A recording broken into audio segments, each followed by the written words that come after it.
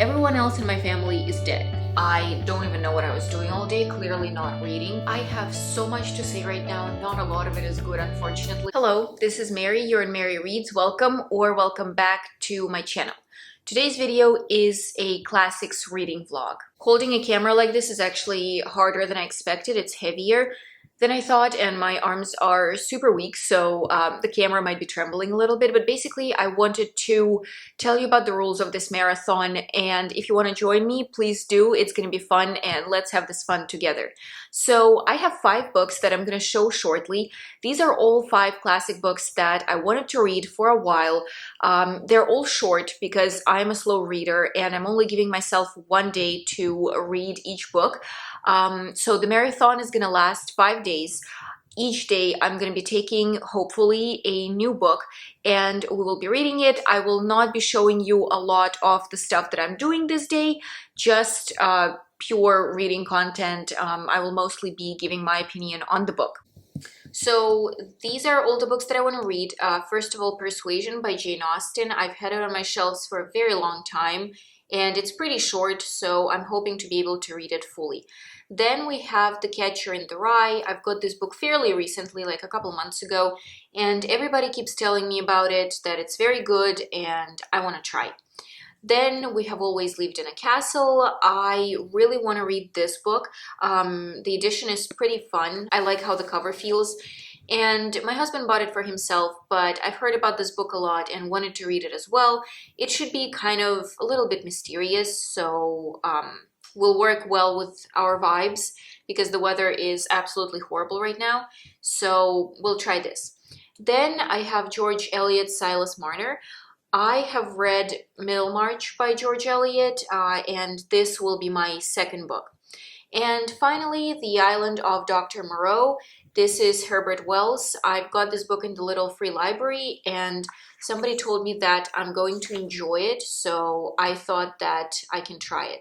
So I showed you all the books. Now I'm going to choose one to read today. I kind of wanted to start with Persuasion, but it's already like 1:30, and this book is one of the longer ones. It has over 200 pages, and I'm a really slow reader, so maybe I can do this one tomorrow or Sunday. And today I will probably start with We Have Always Lived in a Castle.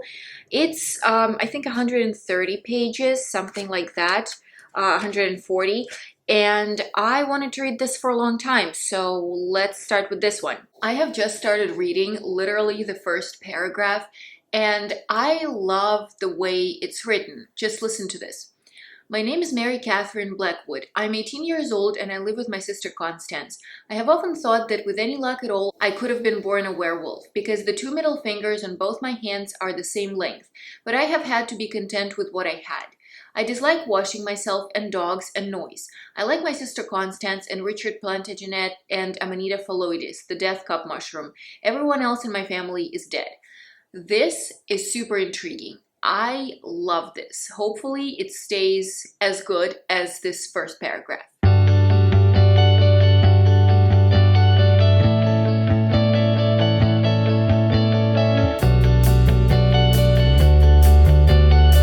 One other thing, I have read just a little bit more, a couple more pages, and it says here that there's a Rochester house, and I have just finished reading Jane Eyre, and for a second I was like, wait a second, what am I reading? Because, of course, Mr. Rochester is our main love interest in Jane Eyre, and I, for a little bit, just got confused. I'm still trying to get used to the style the author is writing in, because Jane Eyre was a little different. This kind of sounds like we are just reading the notes of an 18-year-old girl. She's not a writer. She's not trying to be a writer. She's just telling a tale of her life. Jane Eyre is a little bit more sophisticated, a little bit more complicated. So I was kind of tuned to that language, and now I have to get used to a different one. That always happens to me when I start a new book, because I don't give myself a time to recharge. So I finished Jane Eyre yesterday. I'm starting this book today. So it will take me a couple pages to get used to the language. But those are the 2 things that I wanted to mention before I continue reading. Okay, two more things and then I promise I will keep reading. So I have an interesting, like a conspiracy theory. I know it's not true, but it's like how in Disney cartoons, you think of the connections between two different cartoons. Here, I thought of one that I really like. So what if, it says here that the mom of our main character was born in the Rochester house. So she was one of the Rochesters, I would assume. And what if she was the daughter of Mr. Rochester and Jane Eyre, and then she married a Blackwood and moved to the Blackwood residence? So what if these two novels were connected? I understand that they're not, and the time is completely different here and in Jane Eyre, but that would be cool. That would be really cool. And also here, the book starts with our main character, Mary Catherine Blackwood, explaining how she's going into town, that she's going like twice a week to get groceries and books. And this reminded me very much of Where the Crawdads Sing. If you read the book, then you know how our main character there, she lived on the marsh and people hated her, and she would come into the city to buy groceries and to go to the library. And she would hate the process because she had to go by people who looked at her, who laughed at her, who were very mean to her. And this literally is happening here in this book as well. And obviously, this book was written before Where the Crawdads Sing. But I wonder if that scene of our main character going and buying groceries and taking books out of the library was based on this book. That would be kind of cool. Now I'm done with all the comments and I'm really gonna get into reading, I promise. It's 7 p.m. I've read 40 pages, 2 chapters in. I don't even know what I was doing all day, clearly not reading, but I'm still hoping to be able to finish this book tonight. I have another 100 pages to go. So basically, so far we find out the background. We start with, in the first chapter, we start with one of the family members going to the town and getting groceries, going to the library. And as I said before, everybody hates her, like in the Where the Crawdads Sing. And people hate Mary Catherine. She hates everybody in town because everybody's being so mean and hateful. And people are making fun of her. She doesn't like going to the city. And in the second chapter, we kind of find out why. So apparently, as we learned in the first paragraph, her family is dead, and we find out why. They were all poisoned by arsenic that was in the sugar bowl, and there were only 3 people that didn't die. It is Mary Catherine, her sister Constance, and their uncle. And why they didn't die is because their uncle didn't put a lot of sugar on his dessert, on his berries, and he didn't get enough arsenic to kill him, but it paralyzed him. Mary Catherine did not have dinner because she was sent upstairs to her bedroom without dinner. She did something and she never had a chance to get that food. And Constance just didn't want berries and she never even tried putting sugar on them just because she doesn't like berries. And so, of course, everybody thinks that it was her poisoning her whole family because she's the one that cooked dinner, she's the one that didn't eat sugar, and she's the one that also cleaned the bowl of sugar after dinner. So she said that there was a spider and she washed the bowl with soap with boiling water, and people thought that she did it so that there are no fingerprints left on it, so that she cannot be identified. Nobody was able to find enough proof, so that's why she didn't go to prison, but still people think that it was her doing this. And her sister and her uncle don't think that it was her, but I don't even know who it could have been. Because why would it have been the uncle? Mary Catherine could not do anything, plus she was just 12, so I doubt it. Did somebody from the other family members do it? Somebody that died? But then why would they eat the sugar if they knew that it was poisoned? Like, I don't even know what's going on. And I'm super intrigued. I want to keep reading. I will let you know how it's going in a little bit.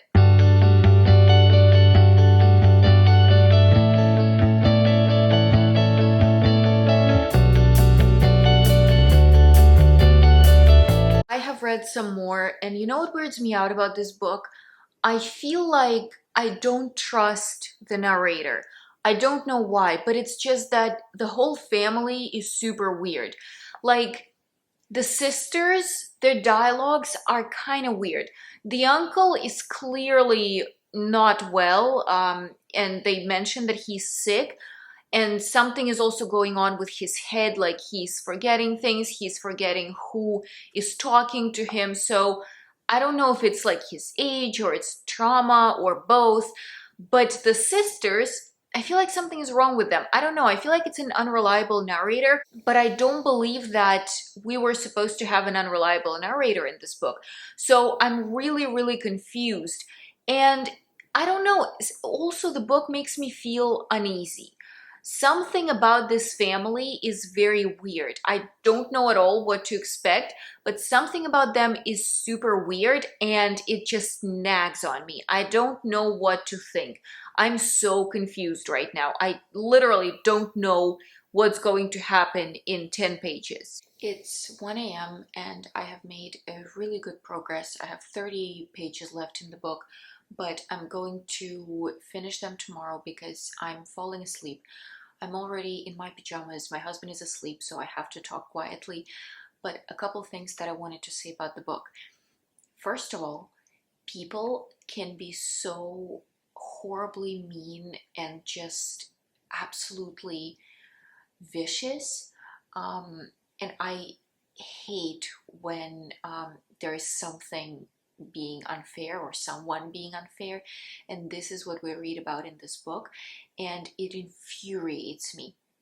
I don't want to say what happened, just not to spoil it because the book is already so small, but yeah, um, it's just horrible how people can be extremely cruel and not think that, if something like this was done to them, they would feel absolutely disgusting. So why do they think they can do the same thing to others? But plot-wise, I keep thinking that the main character is not 18, as she says in the beginning of the book. She feels like she's 12. So the girl's cousin comes to their house, and he clearly is for their money. He wants to get all of their money. And for that, I think he's trying to marry Constance, the older sister, who was blamed for the death of the family. And he is extremely horrible. I don't understand why Constance is even considering him as a husband, or if she's not, why does she let him stay in the house? But basically, Mary doesn't like him. His name is Charles, and Mary doesn't like him, and he doesn't like her. And she's trying to get him out of the house. So to get him out of the house, she wets his bed, like, not that she pees in it, but she pours water on his mattress so he can sleep in the bed. She breaks the mirror in the bedroom, and when he confronts her, she runs away and stays somewhere like in the bushes. This does not sound like what an 18-year-old girl would do. I don't understand what's going on with her character. Maybe she has some issues, like medical issues, but we didn't read about any of that here. So I don't understand why she's that way. Is it because she was raised in the house and she was barely going out into the village? Maybe, but still, I feel like she's acting very childish. So that's why I feel like she's an unreliable narrator. I can't see her fully and clearly, like she does not act the way she's supposed to act. Also, 30 pages before the end of the book, we find out what happened with the girl's family who killed them, who poisoned them, but we still don't know why, and I'm hoping that in the last 30 pages it will be cleared, because I'm intrigued. I really don't understand why the person who did it actually did it. The book so far is really good. I like the writing. Basically, I'm expecting the reveal of the reason why the murderer did what they did, and I want to know what happens with the cousin, because clearly he's an asshole and clearly he is going for the money. And I really hope that Constance will understand that and she will not marry him. Or if she wasn't planning on marrying him, she will at least throw him out of the house. Yeah, so I will see you tomorrow. I don't know which book I'm going to take after this one. We'll decide tomorrow together. But the plan is in the morning I'll finish this and I'll start the new book. Good morning. I have finished We Have Always Lived in a Castle, and I just wanted to give a quick overview of the ending. I'm not going to spoil anything, but basically, I'm left a little bit hungry, a little bit unsatisfied in the sense that I still don't really see the murderer's motivation. Kind of, yes, we were explained, but not really. I still don't really see the murderer's motivation. Then I have a lot of questions about Mary Catherine because I don't get what's wrong with her. She clearly has something going on in her head. She always dreams about this house on the moon. But okay, whatever. Let's pretend that she has a very great imagination and she just, imagines certain things for herself. But then she creates restrictions for herself. Like she can't go to certain rooms. She can't touch certain things. What is it? And it's clearly not just, oh, it's a game, I'm not going to do it. It's really a rule that she cannot break. And then her sister tells her, no, you can do it, it's fine. But she's like, no, I can't. So I'm confused about what's with her. I'm confused about the murderer's motivation. And in general, I would say that plot-wise, this book is not amazing. You read this book mostly for the atmosphere, for the vibe. If you want something chilling, as the character says about herself, she was always chilled. So if you want something chilling, if you want something mysterious, if you want something almost like deadly, because this book gave me this whiff of deadliness. I felt like we are looking at dead people who are still alive. So these two girls seemed very much dead. They do not see the outside world. They do not go anywhere, or they don't want to go anywhere. They go as rarely as possible. They lock themselves in. This for me felt very deadly. The house they lived in looked like a tomb. And I just felt like we're always in this loop with no fresh air coming in. I had a similar feeling about Wuthering Heights. So basically, if you want all of those feelings, all that atmosphere from a book, take this. But plot-wise, I can't say that it's extremely strong or something extraordinary. I gave it 4 stars out of 5. I still enjoyed it. But let's move to the next book. I decided to take Silas Marner. I honestly don't even remember what it's about, so I'm going into the book with no expectations, and we will see how it goes. It's 160 pages. I will really try to finish it today, but we will see.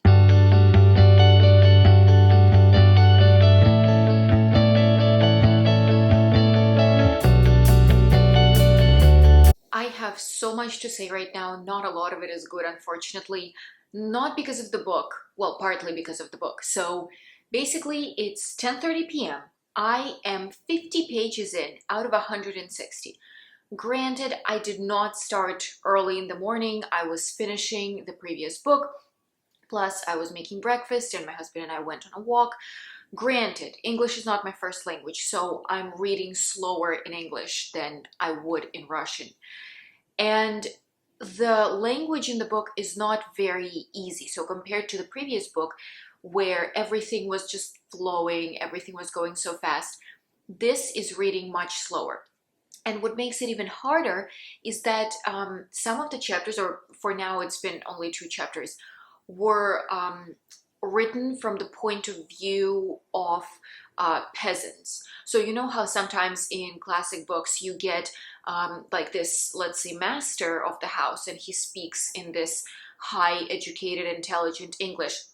And then you have servants who speak with a little bit of jargon. They cut some of the beginnings or endings of the words, and it just sounds a little bit more like a regular person would talk. But it's often very hard for me to understand that because basically It's not the jargon that people use now. It's the jargon that people used back when the book was written. So it takes me additional time to understand what they're saying, to read through all of these words, because I don't know how you do it, but I say all the words in my head when I read. So it was really hard to get through these chapters and then switch between the language of our main character and then of these peasant men. But a little bit about the plot. This book is about a man whose name is Silas Marner.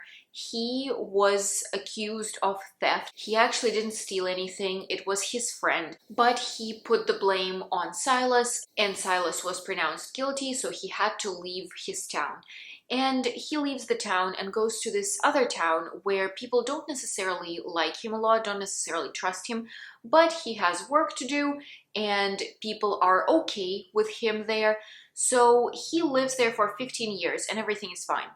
Then we switch to the family of this squire and his brother, where they're fighting, and the younger brother wants to get money from his older brother.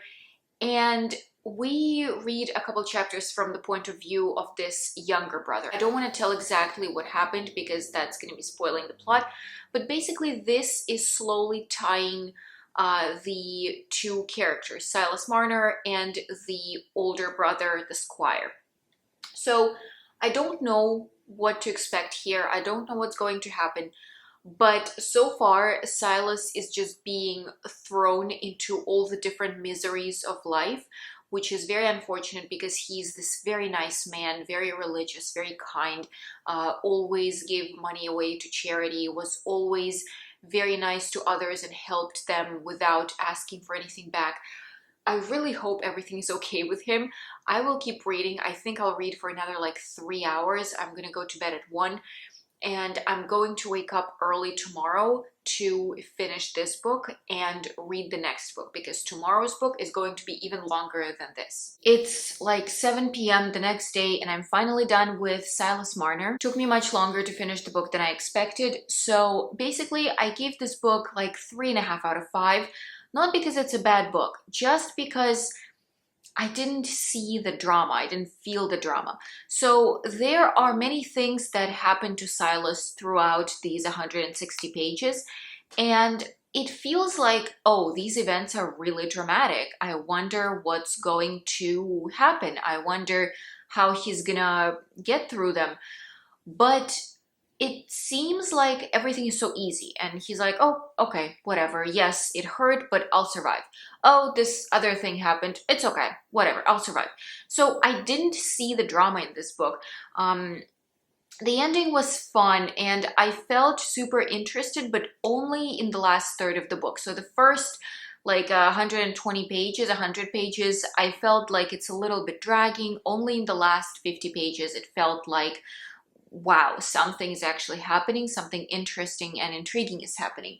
So 3.5 stars. Still liked it, but not as much. I'm about to start Persuasion by Jane Austen. I have really high hopes for this book, and I'm excited about reading this one probably the most.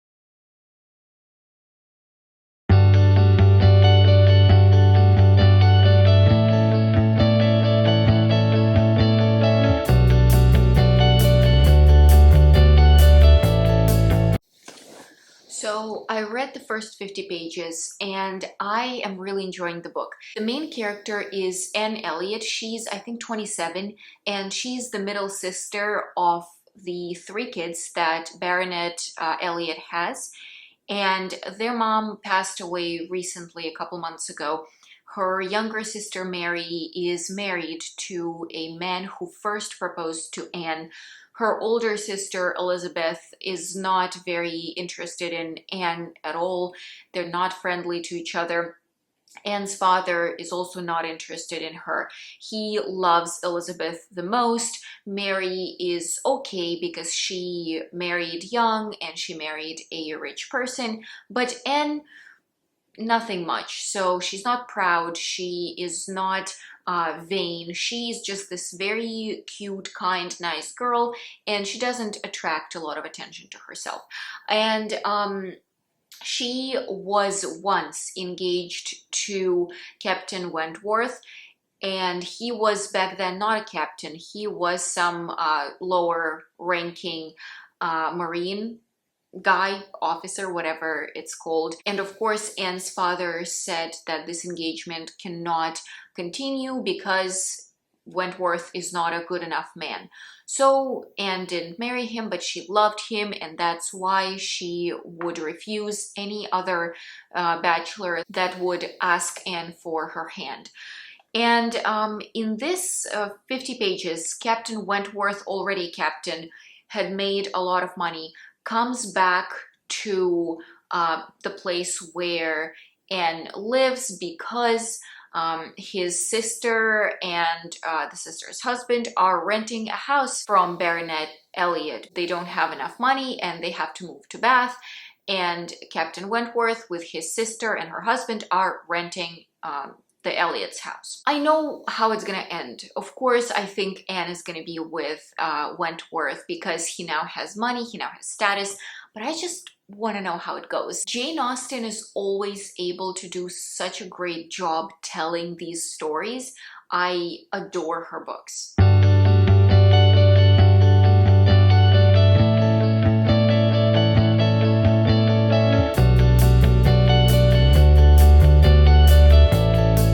Hello, it's the next day. I'm just wearing the same t-shirt as yesterday, but basically I wanted to come and say that I was able to finish Persuasion. I read like 50 pages last night and I think I did a review of it. So I finished it today and I really enjoyed it. This was such a great book. 5 out of 5. I was right. I don't think if I say it, it's going to be a spoiler. I think it's pretty obvious what's going to happen. I was right and ends up with Captain Wentworth. I think what's so interesting in Jane Austen's books is the communication between characters, is how their views change, how they change, how they talk to their families, how they start putting their boundaries and explaining why they made a certain choice. Like in Pride and Prejudice, we see how Lizzie and Mr. Darcy change and how their relationship changes. Here, we see how Anne slowly starts showing what she actually wants, what she actually believes in, how her relationship with Captain Wentworth develops. Because it's not like in modern books where you see, oh, he came and he pressed her to the wall and he kissed her. No. Here, everything is about the movement of a hand, the glance, a small dialogue, which is meaningless if you are just listening to it as a random person. But to these two people, it means so much. So I absolutely love how Jane Austen does this, and I would very highly recommend this book. Right now, I have a little bit of time today. I'm one day late, so I think I'm not going to be able to read The Catcher in the Rye. It will have to go for the next marathon, but I have a little bit of time to read The Island of Dr. Moreau today, and then I'm going to finish it tomorrow. I am excited about this book. I know that we will have something connected to either animals being turned into humans or humans being turned into animals. So I really want to know how it's done. Herbert Wells is called like the father of science fiction. So I want to know what this is going to be about. It is 12:30 on the next day, and I finished The Island of Dr. Moreau. Today was my work day, so I couldn't film any, clips of me reading, but I wanted to come on the camera and tell you my impressions on the book. I gave this book 3.5 stars out of 5, not because it's a bad book. I think it just didn't hit the mood I was in. So probably if I took The Catcher in the Rye, it would work a little bit better with how I was feeling on that particular day. But I took this one, and I think it just didn't hit the spot. Basically, here we follow a man whose name is Edward Prendick, and he is stranded on a boat. Him and two of his, not colleagues, but like crewmates. So they do not have food, they don't have enough water, they realize that soon they're gonna start dying, and they decide to eat someone, one of the three. And they throw a dice, and one man gets chosen, but he's a very strong man, he's a tall man. So when the other two men kind of start running at him to kill him, he starts fighting. And Edward Prendick kind of steps aside, but the other man keeps fighting the guy that was chosen, and they start fighting and they fall off the boat. Right away, they are eaten by sharks and they're already tired, so they can't swim. So Edward is left alone. And he thinks that that's it. I don't have water, I don't have food, I'm not going to survive. But this weird little boat saves him. And there are animals on this boat, and there are a couple people on this boat. So Edward doesn't know what's going on. Why are there animals? Where are we going? Is it for some zoo? Is it for a hospital? Like, what is going on? And they end up on an island. Turns out that these animals were brought to this island for Dr. Moreau, who was a scientist in England. His methods were considered very inhumane, so he had to flee the country, and he ended up on this island where he can do his experiments freely. He's trying to turn animals into some sort of a human. So it is obviously a very disfigured creature with animal ears, with black kind of, it's not even skin, so it's like kind of blackish skin hair type, whatever the color of the animal was, like a horse rhinoceros creature combination. It was kind of grayish, whitish. You get some more colorful animals like a fox or something like that, and the creature is red, like the skin or whatever it is red. So it's definitely not a human being, it's not an animal anymore. So it's kind of like this transformer. It's something weird. And Dr. Moreau is trying to create something that will look the most like a human, that will kind of eventually, with a lot of experiments, turn into a human.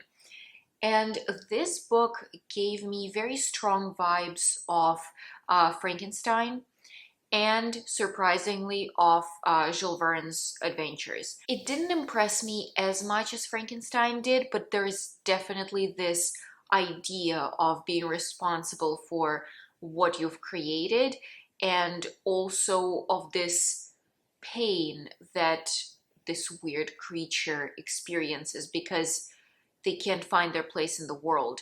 What am I? In the case of Frankenstein, I'm not a person, but I have feelings of a person, and I'm created out of parts of a person. So what is going on? But I'm ugly and disfigured, so people obviously do not want to have anything to do with me. Here it is more like I'm not in the animal kingdom anymore. I'm not a human. I am deprived of my instincts. I'm not allowed to do what I'm used to do. For example, if the animal eats meat, like if this creature was created from a puma, Dr. Moreau doesn't let it eat meat. It has to eat vegetables. Obviously, this goes against puma's nature. So what am I? What kind of a world I'm living in? What am I supposed to do? I can't reproduce. I can't live normally. I'm disfigured. I'm constantly in pain. So what is going on? And then there's also this idea, as in Frankenstein, of a person playing God, in this case, Dr. Moreau being God. And he thinks that he can do whatever. He thinks that these creatures belong to him, that he can set any rules he wants, that they will be his serfs, that they will be his experiments, that they will be whatever he wants them to be. So the book is kind of creepy a little bit in that sense, because you start imagining this whole process, and it's clearly not very nice. It's clearly just extremely violent. So I would really want to reread this book at some point, probably not anytime soon, but at some point, just to read it in the right mood and get all the right ideas to fully grasp what Herbert Wells wanted to say. So 3.5 out of 5. I would recommend this book, especially if you enjoyed Frankenstein, but you have to be in a certain mood to really appreciate it. With that, I want to pronounce this marathon finished. I think it was pretty good. I read 4 books out of 5 that I planned. First one was We Have Always Lived in a Castle. Good book, would recommend. The plot is not necessarily the strongest, but the atmosphere was done super well. If you want something chilling for a cold fall evening, take this book. I think you're going to enjoy it. Then we had Silas Marner, which I also enjoyed, but the issue for me was that I did not feel a lot of drama. George Eliot, it felt like let it slide. So yeah, this problem happened, but we move on. This problem happened, but we move on. Then the other problem happened, but we move on. And in the end, everything is fine. So I did not see the drama. If this was a full 400-page novel, I think it might have been a little bit better. But I still think it's a nice short classics that's worth reading. So if you're starting with George Eliot and you haven't read anything by her yet, I would suggest starting with Middlemarch or Silas Marner. Next was Persuasion by Jane Austen. I'm probably biased, but I absolutely loved this book. I love Jane Austen. I love how she builds and develops the relationship between a man and a woman, the development of communication, the development of feelings. Love everything about it. 5 out of 5, definitely recommend. And finally, The Island of Dr. Moreau, definitely a chilling read, definitely worth reading. I enjoyed Frankenstein more. If we're talking about choosing a book that discusses a man playing God, I would say Frankenstein would be my first choice. But if you've read that, if you want to explore this idea a little bit more, try Herbert Wells. Thank you for staying with me throughout this marathon. I really hope you enjoyed it. Let me know if you've read any of these books, and I will see you in the next video. Bye-bye.